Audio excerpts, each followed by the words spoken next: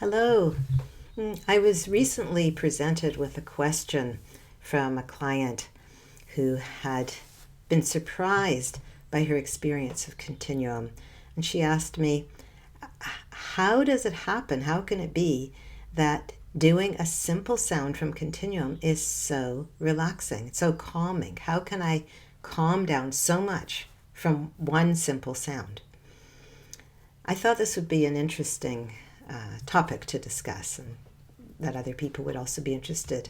So just to say, first of all, that there is an intention in Continuum to calm down, to slow ourselves down from the very too fast rate of life, which keeps us often in a sympathetic fight-flight nervous system mode. We're, rushing to get here, rushing to get there. Excuse me. We're focused on the next thing while we're engaged in the present, meaning we're not really engaged in the present. So we're always sped up, and that's very uncalming. In Continuum, our intention is to slow down, come into present time. I very much see it as a mindfulness practice where we have an intention to be with what is, to be aware of our breath, to be aware of how our body rests into the support of gravity under us, to be aware of any sense of movement that may be occurring, whether intentionally or spontaneously, to be aware of any sense of stillness, of restfulness. We have an intention to deepen under all of the activity of our everyday lives into a state of rest and calm. And I think it's been known for centuries that intention can affect our sense of reality, our experience of reality. When we have an intention to slow down and calm down, chances are we'll experience that. That doesn't always happen. Sometimes that takes people into states where they're aware of what they've been running from, in a sense. So I wouldn't make any rules about that, but the intention is there to start with. Technically speaking, there are things we do in Continuum that also really support us in slowing down.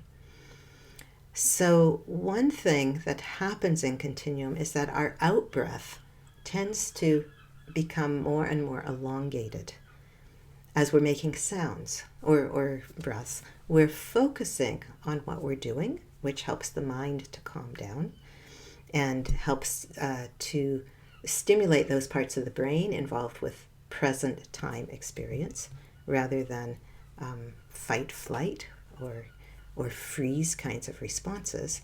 But as we make sound in Continuum, the out-breath is elongated over time.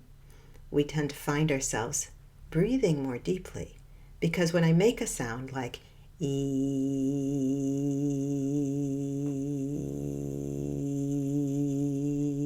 when I get to the end of the sound, I naturally take in a deeper breath.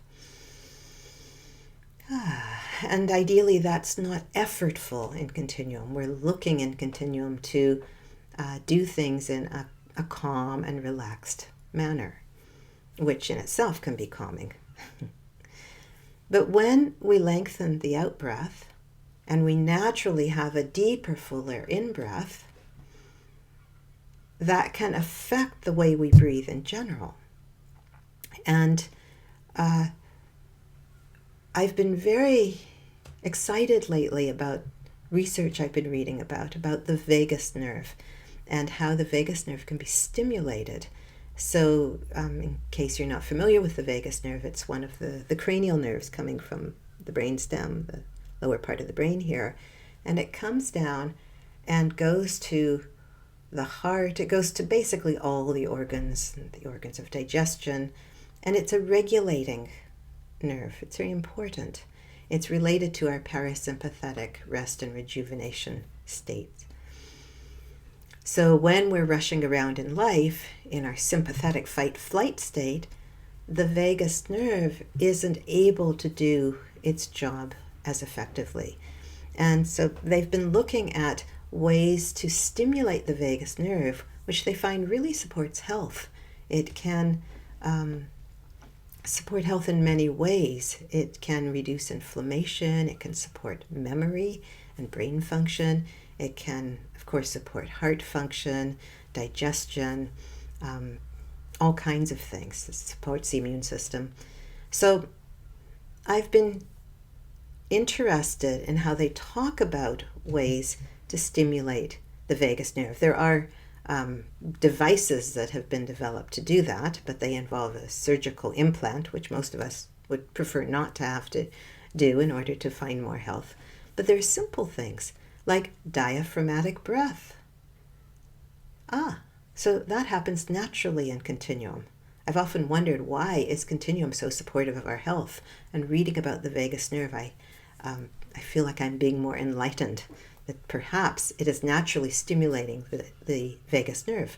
So when our out-breath is elongated, making the sound, and we take a deep breath in, we're stimulating the vagus nerve with diaphragmatic breath, meaning it's using the diaphragm more. It's a deeper breath. And by the way, they also mention that the research shows that making sounds like humming stimulates the vagus nerve.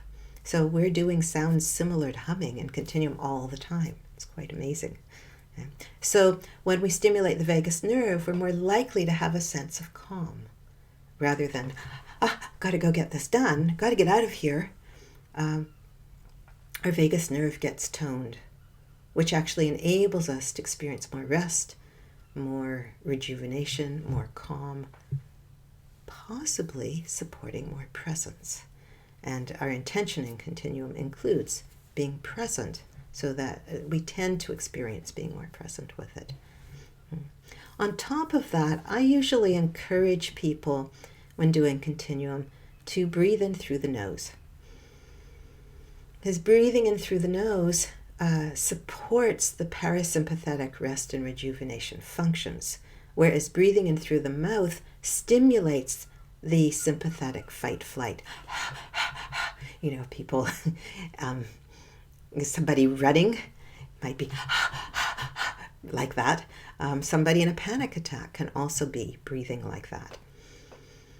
Breathing in slowly through the nose and breathing out with this elongated breath can calm us down, helping us settle into more of a parasympathetic state.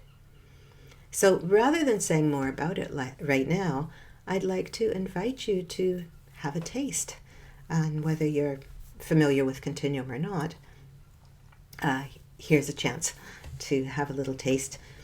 So I did a simple sound earlier, an E sound. E. And what I'd like to suggest is taking a moment to put your hand on your heart and notice how it feels to have your hand there. This is the beginning of slowing down, coming into present time sensation. Noticing your breath.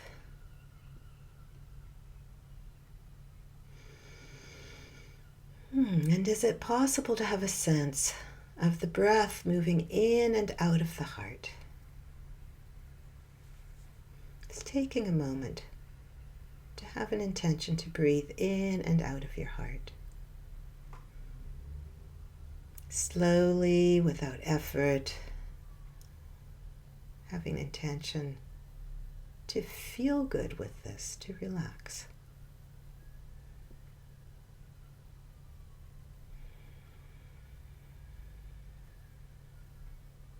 And then adding in the element of sound, adding in the E sound, and just doing maybe 3 or 4 E's, which means, if possible, you breathe in gently through your nose, then let the sound come out until you feel like you're done with the sound. You're almost ready to take another breath. You don't want to be making the sound and then go, really needing another breath. You do it gently. So 3 or 4 E's with your hand on your heart. In Continuum, we tend to think of where the hand is, that it acts as a tuning fork and helps the vibration of the sound to come to those tissues. And I like to think of the vibration of the sound as kind of shaking up the tissues a little bit so they can soften, disturbing the tight places, just letting the vibration in. So let's try it.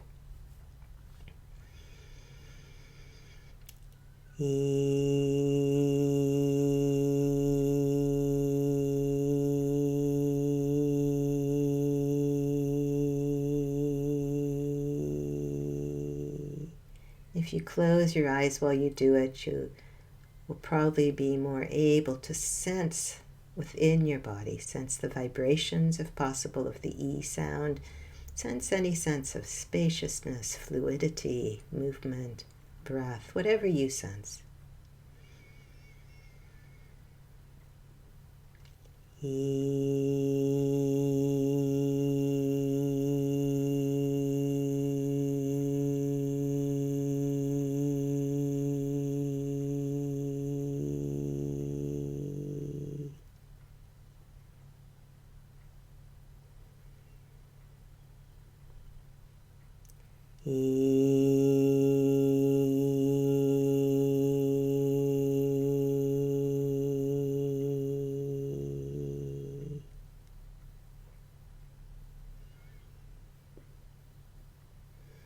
When you're done with the 3 or 4 E's, taking a little time in what we call open attention, just being with your experience, whatever it is. So your sense of breath, your sense of ground, relationship with the earth, gravity, any sense of movement or stillness, not trying to make it happen, but as it arises. You may have a sense of a gentle wave or pulsation or spiral going through your body. These are expressions of the fluid that we are, our fluid body.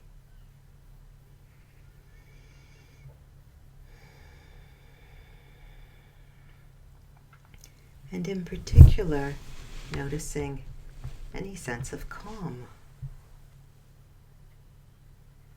Just because that's our topic for now.